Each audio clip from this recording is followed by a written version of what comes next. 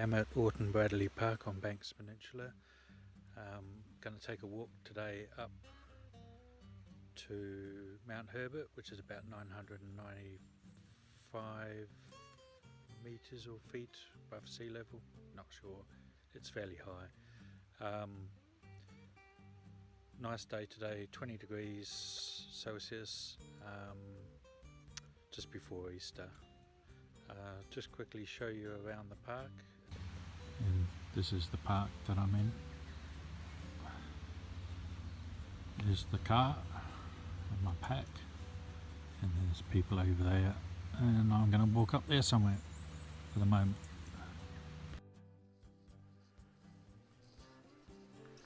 Just the beginnings of the walking track. Standard farmland environment, bit of a stream. Should be a good day. Excuse the shaking.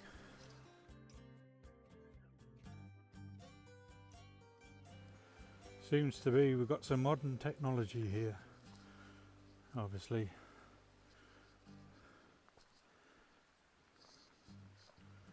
Water system.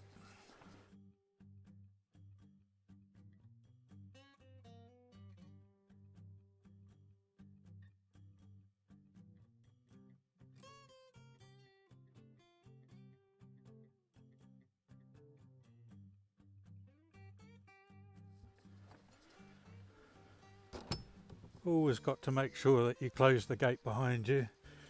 Stops the sheep from getting out.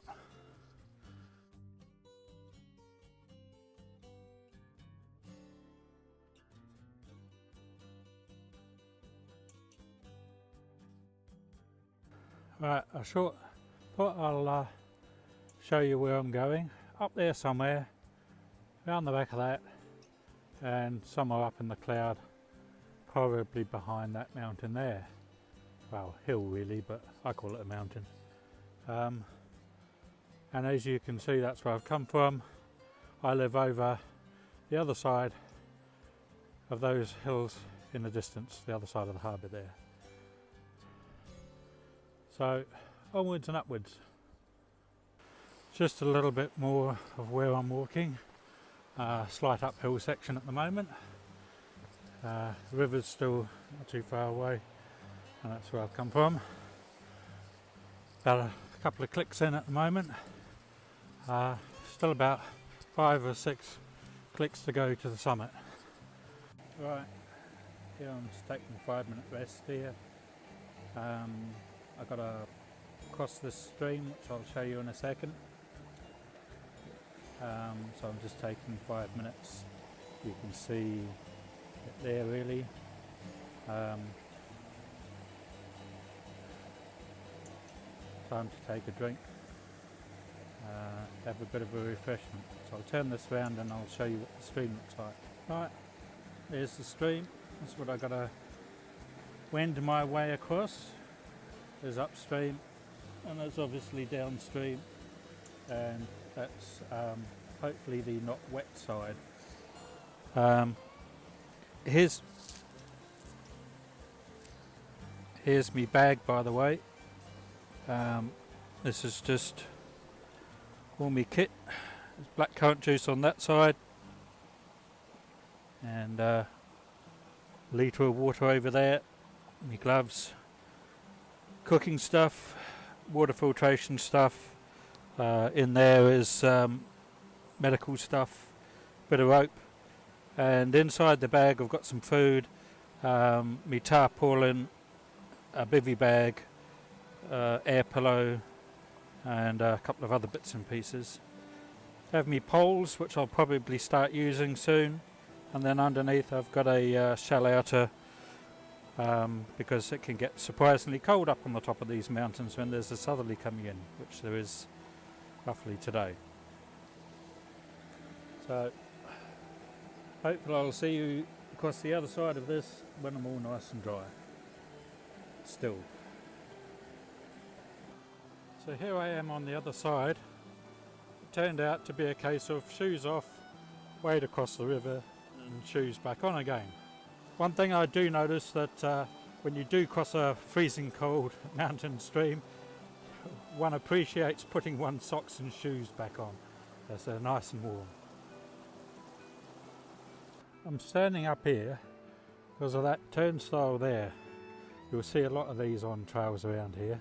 This being a farm, they put them there to keep the cows out, and the sheep, of course. It's a bit interesting watching a sheep climb over those. Nothing for them to hold on to, so they tend to fall down the other side. But more importantly, what you can't see here is that there's a stream running down the middle of that park. So after jumping off the turnstile there, I found I was ankle deep in water, as the boots will kindly show you, but luckily they're waterproof, so your feet are still mostly dry. Still more onwards and upwards, I think, that way for the moment, and as you can see the clouds getting a bit little lower. I thought I'd just interrupt my listening of the Goon Show and show you the up and coming path. Either it's through that, or I suspect not through it, there being an orange pole just there.